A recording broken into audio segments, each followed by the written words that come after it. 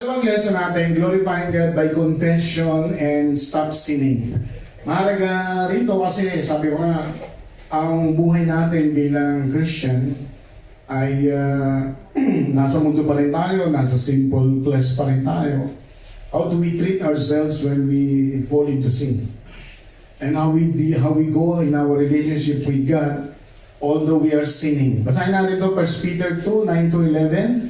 But the Lord also sent people, a royal priesthood, a holy nation, a people to His very own, and to proclaim the wonderful deeds of the one who called you out of darkness into the marvelous light. Once you were not a people, but now you are the people of God. Once you had not received mercy, but now you have received mercy. Dear friends, I urge you as excellent as to keep on abstaining from the desires of the flesh, that which you are against the soul. So dito po pag binasa mo siguro basahin mo yan ng 3 beses, 5 beses, may biglang magbibigay sa iyo ng revelation na mahalaga yung sinulat ni Peter. Una-una, tignan niya, sa verse 9, sinasabi diyan, kayo talaga yung chosen people, royal priesthood, holy nation. At tayo ay sinasabing very own and proclaim wonderful na niligtas na tayo out of darkness. Sa ibang translation sabi nga, we are treated like special people before God. At kung tayo po ay special people, binanggit din ni Peter na you were not a people before, but you are now a people of God. You did not receive mercy before, but now you have received mercy. Yung panghuli ang pinakamahalaga, sabi niyan, dear friends, I urge you as aliens and exiles to keep on abstaining from the desires of the flesh that wage war against the soul. Ibig sabihin, kahit na Christian ka, may laging nakikipaglaban sa iyo against your soul. Ano yung nakikipaglaban against our soul? The sinful desire of the flesh. Ibig sabihin, kahit si Peter, nag-warning siya sa mga Christian na pwede kang magpatuloy sa kasalanan. Kasi may nagkakaroon ka ng paglalaban sa iyong espiritu at kaluluwa na sa iyong laman ay maaaring mahulog ka pa rin sa mga dating kasalanan. Yun yung sinasabi ni Peter. Kaya mahalaga yung pag-uusapan natin, how do you see yourself as a Christian? And how do you abstain from this sinful desire? And how do you move forward as a Christian, no? Overcoming the sin of the flesh. Yan po yung lesson na to. Sabay-sabay natin basahin. God's forgiveness And cleansing does not, however, give us permission to continue to live a life of sin. We are to turn away from our old sinful lives and pursue a holy life with God to glorify His name. When we fall into sin, we are confess our actions to God, repent to Him, and let the process grow our relationship with God. So, yung first sentence po, maraming sasagutin na tanong yan sa mga Christian. Kasi ilang beses na akong tinanong yan. Paano yung pastor pag nagkasala ako bilang Christian? Paano pastor pag naulit ko? Paano pastor pag naulit ko ulit? Naulit ko ulit? Ayan ang sagot. God's forgiveness and cleansing does not, however, give us permission to continue to lead a life of sin. Minsan ginagamit ng Christian yung 1 John 1:9. Iniisip niya, pwede naman ako magkasala kasi may 1 John 1:9 eh. Diba? Hihingi ulit ako ng confession, forgiveness, para tawarin ulit ako uli ng Panginoon. Pero sabi nga nung pag pinatawad ka ba, God's forgiveness, nilinis ka uli ng blood ni Jesus, ay may permiso na tayo na magpatuloy tayo sa kasalanan. No. Sabi nga nun, no. We don't have permission to continue to lead a life of sin. No?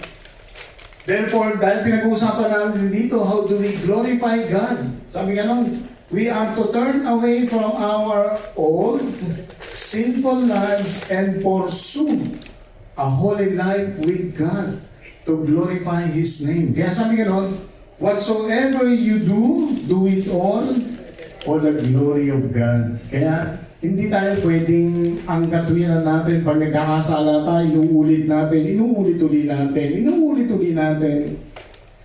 We have permission to commit sin. The answer is no. We don't have permission. Why? We are not glorifying God. Yan ang sagot. We are not glorifying God. So what shall we do? Sabi dito, when we fall into sin, we have to confess this action to God, repent, and let the process grow a relationship. So ayan po yung topic na to. Kaya kung sino magtuturo nito, dapat ganun ang dating ng pag-unawa ninyo sa mga makikinig na sasagutin niyo yung mga tanong na yan. Kasi yan yung mga tanong na paulit-ulit. Diba? So, how does confessing your sins impact your personal relationship with the Lord Jesus Christ? Sa tingin nyo, yung pag nagko-confess tayo ng mga kasalanan na gawa natin, ano nagiging impact nito sa relationship natin sa Lord? Deacon Jeff? Same as our relationship with anyone. Pag may kasalanan po tayo, we usually turn away from them. The more sin we do, the more distant we have. So kapag tayo po ay lumapit at nag-confess ng sins sa ating Panginoon, the more we have, mas lumalapit yung ating kalooban sa ating Panginoon. Mas lumalapit, mas nagkakaroon tayo ng relationship dahil unang-una, we are expecting that God will forgive us. And with that forgiveness, mas nagiging open tayo. Mas nagiging, kasi sabi nga, because of our pride, hindi tayo makalapit sa ating Panginoon. And because pinatawad tayo ng ating Panginoon, we humble ourselves and God even make Himself nearer and nearer to us po. So same with sa ating mga buhay po. Praise the Lord. Maganda po yun. Sinasabi niya yung good points na pag ikaw ay totoong nagkumpisal at nananampalataya ka na talagang pinapatawad ka, nililinis ka ng Panginoon, ang relationship mo sa God ay parang nare-renew. Diba? Dati may guilt ka, may shame ka, na mahirap lumapit sa Lord. Pero pagkatapos ng confession, nagbabago lahat yun, di ba? Pero, halimbawa, merong hindi seryoso na nagko-confess siya, pero at the back of his mind or her mind, pwede pa siguro kung maulit yung kasalanan na yun. Total, gagawin ko ulit ito eh. Hingi ako ng tawad. Pwede ba niyang gawin yun? Pwede. Diba? Technically, pwede naman talaga. Pero ang isang tanong dyan, can we deceive our God? Diba? Can we deceive our God in confession of our sins? But at the back of our minds, we are going to do it again and again and again and again. Palagay ko, pag kung alam natin sa puso natin na God knows our heart, we cannot lie to God. We cannot lie to God. So, it's either way na, sabi kasi, ang true repentance, 180 degrees yan. Pag sinabi mo 180 degrees, tatalikod ka sa kasalanan matapos kang humingi ng tawad at hindi mo na babalikan ang dati mong ginawa. Kasi 180 degrees eh. Pag bumalik ka, 360 yun. Uulitin mo ulit. Diba? So, kaya sabi nga nun, pag totoo tayong hingi ng tawad na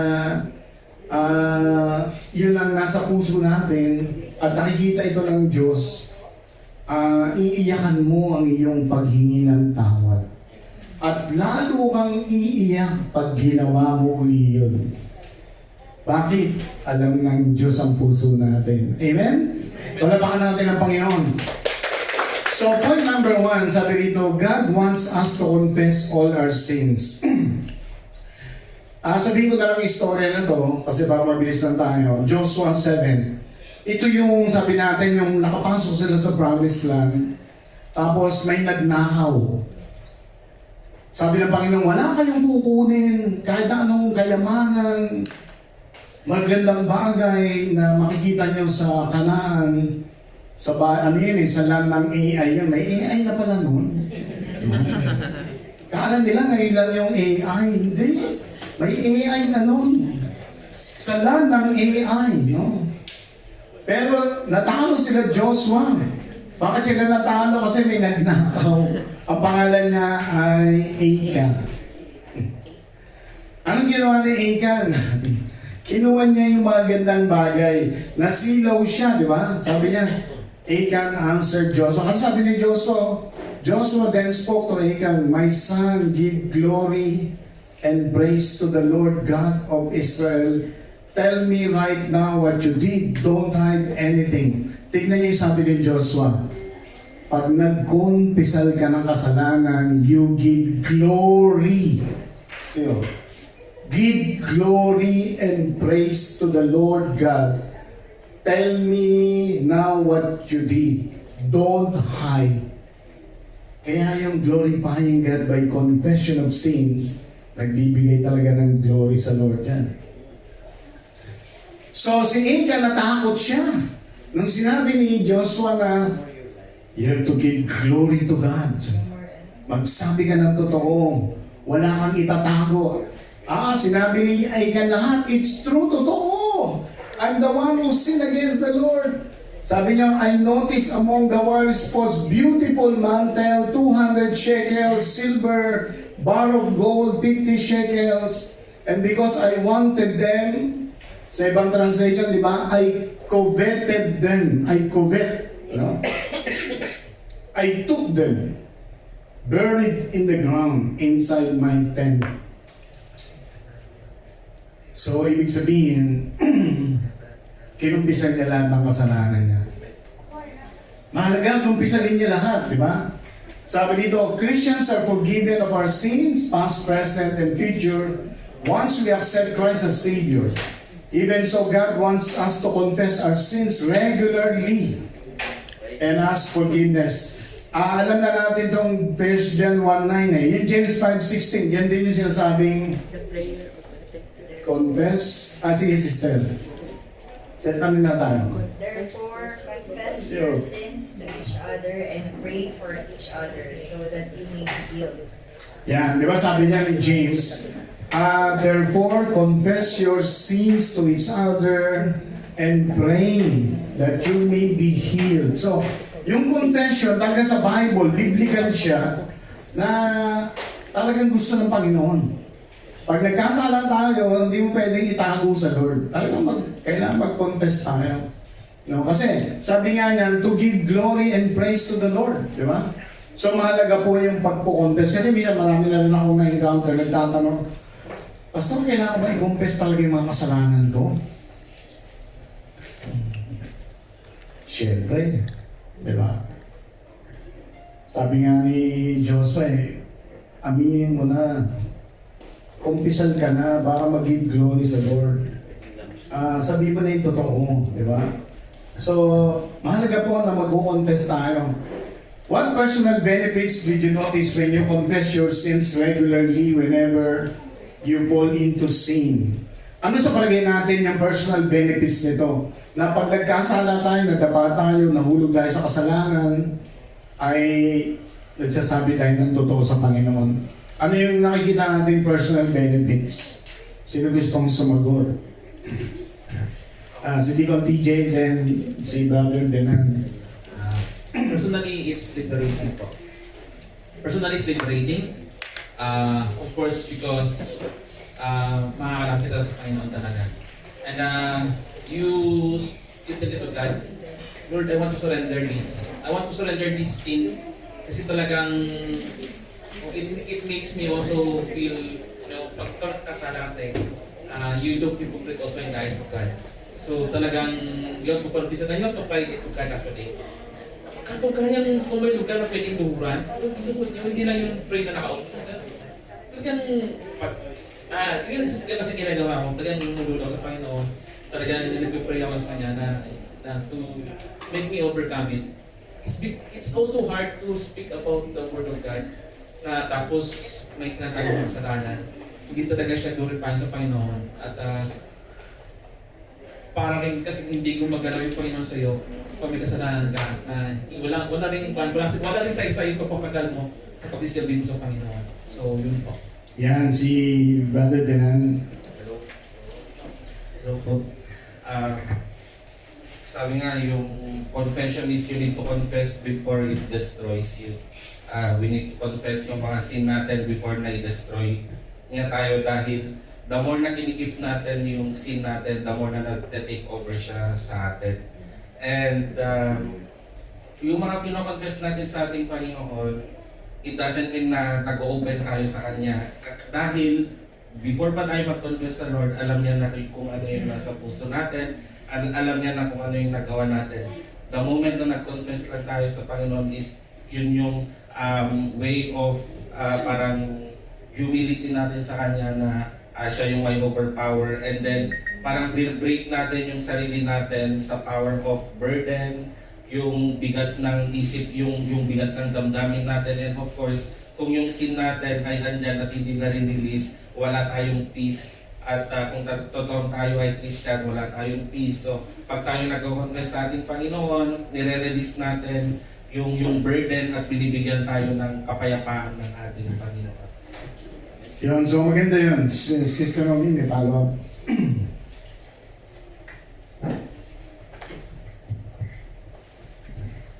Yan, praise the Lord. Sabi din yung personal benefits. Naalala ko yung sabi ng Lord kay Cain, Annabel. Sabi ng Lord ay, kung ikaw, kasi yung kasalanan kasi, sabi niya, nandun lang yan sa may labas ng pinto, ng door, ng ating kumakatok-katok pa lang yan. Sabi ng Lord, dapat yung sa oras pa lang na kumakatok na yan, dapat ay ating nare-recognize yung kasalanan. So sabi nga ng Lord ay, di ba pag pinasok natin yung ating kamay, si Satan talaga, gusto niya lahat ng ating katawan na ipapasok niya. So binibigyan tayo ng Lord ng warning na huwag natin dapat i-entertain yung kasalanan kapag nandiyan pa lang siya ay kumakatok-katok na. So, kung kaya, di ba kaya si Cain, hindi niya ito na-recognize, kaya ang nangyari ay nakagawa siya ng mas matinding kasalanan na napatay niya yung kanyang kapatid. So, parang ganoon din sa atin, na dapat ay ma-recognize natin yung gano'n at yung personal benefits natin na confess natin ito sa Panginoon. Tama yung mga sinabi ng ating mga kapatid na tayo ay hindi tayo mapapall into sin, kundi pag napagtagumpayan natin yun, yung benefit na tayo ay meron tayong kalayaan at meron tayong access to come boldly unto the throne of grace of God. Kasi hindi tayo makakapasok sa presensya ng Panginoon kapag nandun yung ating guilt. Sabi nga ng Lord, di ba? Alam ng Lord yung ating pag-upo. Alam ng Lord yung bawat lahat ng ginagawa natin. At wala tayong maitatago sa Kanya. Kaya sabi ng Lord, nangungusap siya sa atin. So dapat ikumpisan natin ito, Panginoon, para tayo ay makalaya at malaya tayong pumasok sa trono ng biyan ng Panginoon. At sa gayon ay mabibigyan niya ang anumang panalangin natin. Yan, thank you very much. Pag sinare natin to, huwag natin kalimutan, one of the main reasons why we do confession is to acknowledge that we have sinned against the Lord. Pangalawa, to acknowledge our weakness. Pangatlo, to acknowledge that we need God to change us. So, tatlong bagay na mahalaga yon kasi parang naisip nung nakagawa ng kasalanan na hindi niya niloloko ang Diyos. Kasi alam ng Diyos yung puso natin eh. Aaminin mo sa Diyos na nagkasala ka, aaminin mo yung kahinaan mo, aaminin mo na kailangan mo siya para mabago ka. Diba? So, mahalaga po yun na masabi natin yun sa ating tunuturuan. Pangalawa, confession restores our joy and peace. Ito yung karamihan na sinabi kanina, sabi niyan, restore unto me the joy of thy salvation and uphold me with thy free spirit. Siguro naalala niyo si David to, di ba? Si David nung magkasala siya kay Bathsheba, tinago niya yun, di ba? Subalit ang Diyos, ginamit niya si Nathan na sabihin kay David yung kanyang tinatagong kasalanan. Kaya sabi nito, unconfessed sin such as with King David can hinder our relationship with God as it brings the burden, guilt, shame, and regret. By confessing our sins to God, we find peace and freedom through God's forgiveness. When we do not confess our sins to God, we do not prosper spiritually. So, isang bagay na huwag nating kalimutan yan na ang isa sa mahalagang bagay, why we do it regularly. Sabi nga, do you need to confess your sins regularly? Yes. Why? To make it productive in our relationship with God. Kasi pag tumigil ka sa pagko-confess ng kasalanan mo, paano ka lalago? Paano ka babaguhin ng Panginoon? Paano kikilos yung Holy Spirit? Diba? Kaya kailangan sasabihin mo, Lord, this is my weakness. I need you to transform me, to change me. Alisin mo ito, Panginoon. So kailangan gamitin natin yung ating confession para ma-restore tayo. Pakibasa to, Psalms 32 at Proverbs 8. Nakanunod po tayo. Hindi ko dyan. Psalms 32, 3-5. Then, when I kept silent, my bones washed away through my groaning all day long. For day and night, your hand was heavy on me. My strength was sapped as in the heat of summer. Verse 5, when I did acknowledge my sin to you and did not cover up my iniquity, I said, I will confess my transgressions to the Lord, and you forgave the guilt of my sin. Proverbs 8 verse 13, to fear the Lord is to hate evil. I hate pride and arrogance, evil behavior and perverse speech. So dito maganda po yung sinasabi niyan. Simulan natin yung proverb. Sabi nga nun, yung confession, ina-acknowledge mo kasi yung weakness mo, yung totoong ginawa mo. Ibig sabihin, tinatanggal mo yung pride mo. Diba? Tinatanggal mo, nag-humble ka sa Lord. At sinasabi ng Psalms 32, yung isang tao pa lang nagkasala, may mga physical manifestation siya na nanginginig siya, natatakot siya, nagpapawisan siya, at nagigilty siya, nahihiya siya. Diba? Yun yung totoong pakaramdam ng nagkasala. Kaya hindi ka titigil sa ganong kalagayan unless na i-confess mo yung totoo. Diba? Kaya nga sabi ang gano'n ng mga investigator, pag may tao silang iniimbestigahan, alam nila kung nagsasabi ng totoo o hindi. Bakit? Sa body language nila, sa pananalita nila, sa mata nila, sa mukha nila.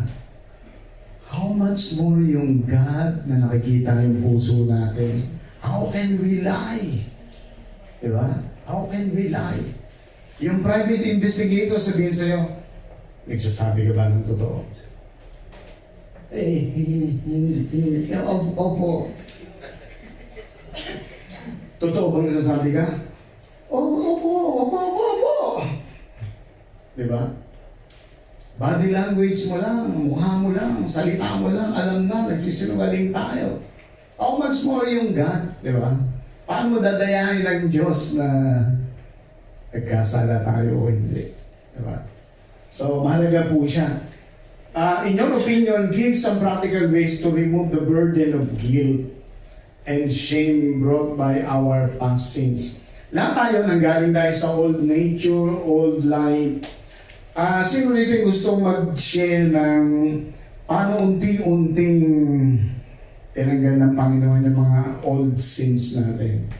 Kahit konti lang, o isa lang share niya, huwag nang marami kasi abutin tayo ng alas 8. Sino?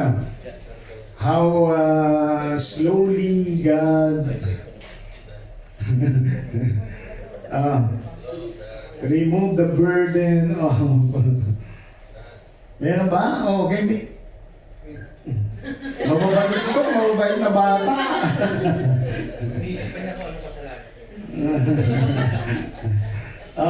Sino gustong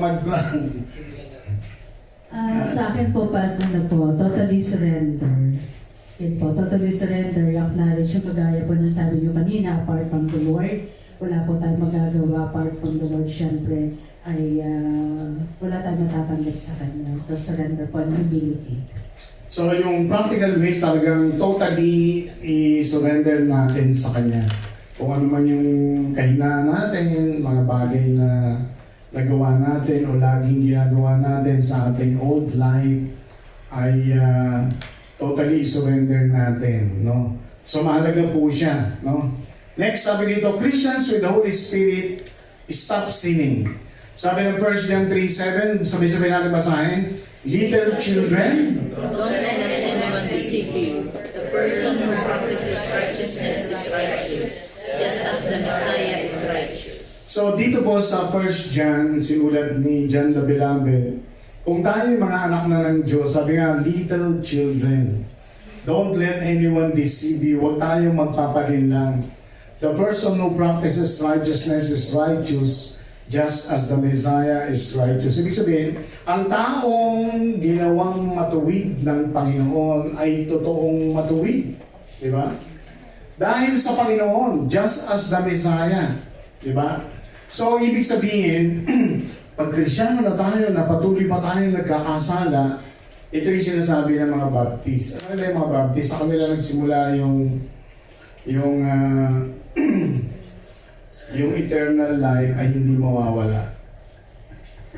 Sa mga Baptist ang galing yan, lalo sa mga malalalim na Baptist, Southern Baptist, mga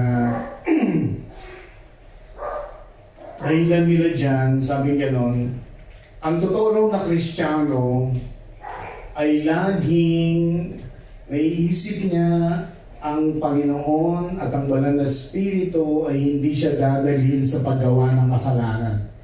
Yun ang ano nila, malalim ang ano nila sa pagkakristyano. Ang isang tunay na Kristiyano ay hindi siya dadalhin ng Panginoon o banal na Espiritu na magpapatuloy siya sa kasalanan. Kaya pag may sinabi sa kanya, bakit si sister ganito? Ay bakit si brother na gano'n? Sagot kagad sa inyo ng Baptist na malalim. Baka hindi siya Kristiyano. Ganun sa kanila. Baka hindi siya Kristiyano.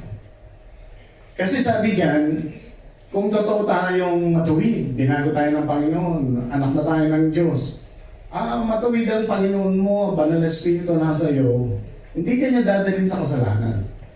So ano nangyayari kapag nagkaroon tayo ng born again experience? Ito yan, no? Sabi ng 1 John 3:9, whoever has been born of God does not sin. Pwede ba magsinungaling ang Bible? Hindi, di ba? Whoever has been born of God does not sin. For his seed remains in him. And he cannot sin. He cannot sin. He cannot sin.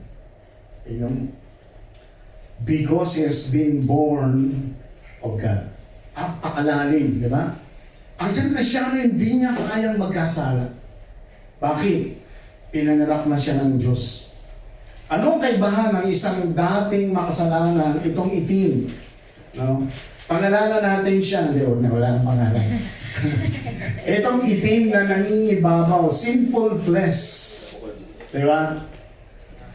At yung seed ay natatalikuran niya. Pero pag siya'y naging anak ng Diyos, baliktad o God's seed nature, natatabunan niya yung dati niyang buhay. Napansin niyo? Yan kaibahan. So, hiding new nature by not doing what is right. Dito siguro tayo, nung bago tayong Christian, dala-dala pa rin natin yung buhay na madilim. Buhay sa mundo. Dala-dala pa rin natin. Pero pag tumatagal na tayo, Nangingibabaw na yung mga mapuputi. No? Tignan niyo nga yung katabi niyo kung maputi. Nangingibabaw na yung mga mapuputi. Expressing new nature by doing what is right. Di ba? So, ganyan na tayo. No? So, mahalaga yung pagiging born again at born again experience na binabago tayo ng Panginoon. Pakibasa itong Ephesians 4:30, 31, tsaka Romans 8:13, 14. Yan.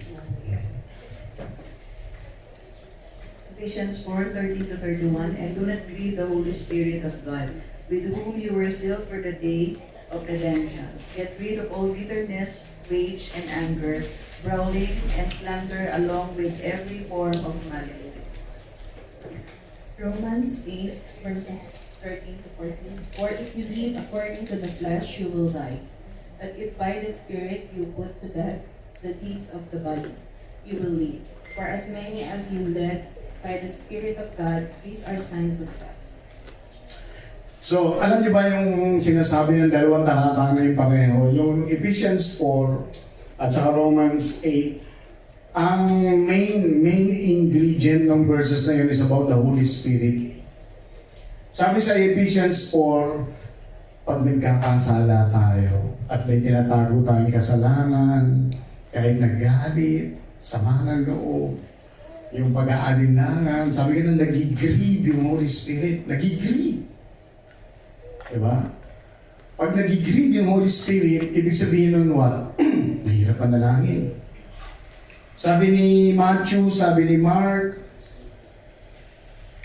bago ka lumapit sa Diyos, maghahandog ka, makipag-ayos ka sa isang tao na may mabigat kang kalooban. Bakit? God will never hear your prayers. Nagigrieve yung Holy Spirit. Sabi nga ni Ephesians chapter 4. Pagdating sa Romans chapter 8, sabi nga noon, kung tayo mga anak ng Diyos, nililig ka ng Panginoon, ng Holy Spirit, dahil anak ka ng Diyos. Kaya pag tayo po ay binabago ng Diyos, ibig sabihin, it's not our own ability, not our strength, not our own cause na tayo mababago. No, never. We cannot change. But only God and the Holy Spirit can change us. And it is the work of God through the Holy Spirit. Amen? Palapakan po natin ang Panginoon. So may tanong tayo, can anyone testify on how God helped you overcome all vices and sins? Sino bang gusto mag-testify dito paano ang Diyos ay kumilos na na-overcome natin yung mga bisyo natin na siguro obvious na tayo po ay binago na ngayon ng Panginoon, di ba? Sino po yung gusto mag-testify for the glory of God? Turo po si Sister Le. Sister Le, pagbigyan mo na sila. Sige. Alam niyo ba na ako?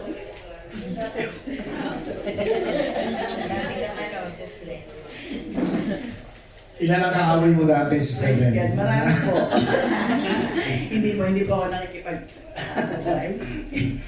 And praise the Lord po. Ayan, dahil po sa tulong ng Panginoon, tayo po ay unti-unting binago ng Lord mula doon po sa dati nating buhay na pakikipag-away. Actually, ako po yung inaaway. Pumapatol po ako, syempre. nung hindi po tayo nakakilala sa Lord. Pero, praise the Lord po dahil unti-unti po yung binago ng Lord, inalis niya po yun sa akin. And yung mga bisyo, ayan, maraming beses ko na rin po itong tinestify that how good the Lord is sa aking buhay, kung paano niya po inalis yung paninigarilyo sa akin. Unang-una po kasi yung pag-inom ng alak, siyempre, pagdating po dito sa UAE, parang ano na po medyo naglaylo na kasi mahirap mahirap dito. So, nakatulong din po yun, and praise God nung ako po ay tumanggap sa Panginoon, yung paninigarilyo ko po talagang inano ng Lord na hindi mo na pwedeng gawin yan kung gusto mong mag-serve sa akin. Dahil ang heart ko po talaga noon, gusto mong mag-serve sa Lord. Sabi ko, kung talagang magsiserve ako sa Panginoon, dapat wala sa akin itong mga bagay na to. And truly, napakabuti ng Panginoon dahil sa isang iglap na yon, talagang sinabi sa akin ng Lord, itapon mo lahat ng lighter mo, ng sigarilyo mo. May isang pakita ako noon, tinapon ko talaga siya. Ang drawer ko sa opisina, kahit saan ako mapunta, puro akong may lighter. Lagi akong may lighter. Ang mga engineer namin, kahit ang mga managers, sa akin nangihiram ng lighter. Nakakahiya. Nasa akin sila naghahanap ng lighter na kapag wala silang panindi. Yung drawer ko talaga yung binubuksan nila, alam nilang meron. And nung nalaman nila that I stopped smoking, sabi nila, yun daw yung biggest mistake na ginawa ko sa buhay ko. Sabi ko, no. Sabi ko, hindi yun ang biggest mistake na ginawa ko dahil masaya ako doon sa ginawa ko dahil alam ko na yun ang makakalugod sa Panginoon. Praise the Lord. Palabahan natin ang Panginoon. So, isa lamang po yan na matibay na patotoo. Lahat po tayo, ako naninigarilyo po ako dati. Umiinom din ako ng alak dahil karamihan sa amin mga lalaki. Pero ang makikita mo yung pagbabago, yung appetite mo ba? Tanggalin ng Lord yung appetite mo. Tingin ko dati sa alak, para siyang lason. Pag ininom ko yan, para akong mamamatay. Ganun na paramdam ko. Hindi ko na kailangan tikman to kasi baka mamatay ako. Parang gano'n na, dumating ako sa punto na gano'n. Yung sigarilyo naman, ang binare-remind sa akin ng Panginoon, yung usok pala ng sigarilyo, parang usok ng tambucho yun eh. Tambucho talaga, carbon monoxide. May 3 akong kasama sa opisina noon na chain smoker, mga instructor eh. Lahat yun namatay sa cancer, 3. Before my eyes. Kaya, ano bang patotoo ang kailangan ko para pigilan siya? Biro mo, 3 namatay lahat sa cancer. Cancer of the throat, cancer of the back, cancer of the lungs. Namatay lahat. Ang common denominator nila, chain smoker. Kaya, nung naranasan ko siya, sabi ko, only God can change. Amen? So, yun po. No? Kaya, talagang Panginoon lang pwedeng magbago. Point number 4, Jesus Christ gave us the victory over sin. So, sabay natin basahin. He who sins Is of the devil, for the devil has sinned from the beginning. For this purpose the Son of God was manifested, that he might destroy the works of the devil. So, dito po sa picture na to, makikita po natin, isa ito sa napakagandang revelation ng Lord. Kung bakit si Jesus Christ binigay niya ang kanyang kaisa-isang anak na namatay sa krus. Sabi niya, no, this purpose, the Son of God was manifested that He might destroy the work of the devil. Kasi, yung devil, siya yung author of sin. So, paano masisira yung power ng enemy o ng devil sa buhay natin? Kailangan mamatay si Jesus Christ. Kailangan mag-manifest yung power niya. Ayun lang nangyari. Kaya, pag tayo po ay mananampalataya, ito yung i-claim natin. Madalas ko ipag-pray yan sa sarili ko noon. Yan sabi ko, Lord, you were manifested and this is the purpose of God that I will not continue in sin, to destroy the work of the enemy in my life, to destroy the work of Satan over my life, and to destroy the power of sin over my life. Kaya kukumpisan mo yung salita ng Diyos na yan. Kasi yan ang dahilan kung bakit namatay si Jesus sa krus. Minsan alam lang natin, namatay si Jesus sa krus para bayaran yung kasalanan natin. Totoo yun. Hindi lang yun. Kasi kahit patawarin ka, binayaran yung kasalanan. Paano kung nabubuhay ka pa rin sa kasalanan? Magpapatuloy ka sa kasalanan. Kasi iniisip mo, patatawarin na naman ako ni Jesus. Kaya si Jesus sabi niya gano'n, kasama yun na nagmanifest siya sa krus ng Kalbaryo para i-destroy niya yung power ng sin sa katawan natin. Sa simple nature natin. Kaya walang karapatan yung kasalanan na mabuhay pa tayo sa Kanya sapagkat tayo ay pinalaya na ng Panginoon. Amen? Palapakan natin ang Panginoon. Kaya we have to continue to have fellowship with the body of Christ. Kaya pag tayo po ay gustong manatili na binago tayo ng Panginoon, huwag tayong hihiwalay sa fellowship ng body of Christ. Subukan mong bumalik ka sa mga dati mong barkada. Ibabalik ka nila sa kumunoy ng kasalanan. Pero pag bago ka ng mga barkada, fellowship with the body of Christ, dadaling ka nila sa kananitan. Diba? Kaya lang magbago tayo ng pananaw.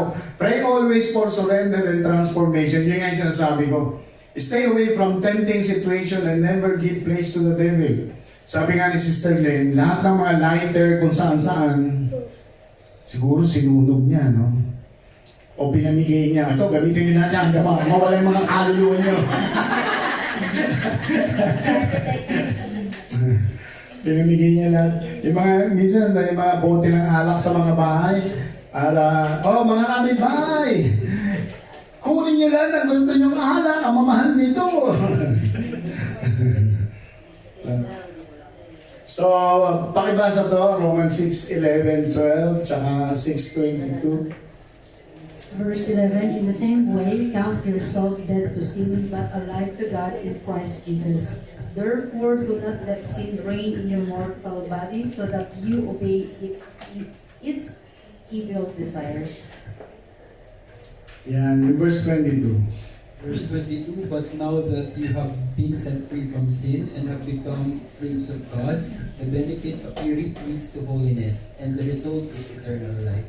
Yan, kita nyo, maliwanag sa Romans chapter 6. We are no longer slave of sin, and the end result is holiness. Diba? So in your opinion, does your confession of sin helps you to deal with your sins and receive life transformation and holiness? Sa palagay ba natin yung pag nagkukumpisal tayo ng kasalanan natin, nakakatulong ba siya sa buhay nating spiritual na magbago tayo at mabuhay tayo ng may kabanalan? Sino gusto sumagot? Sister May.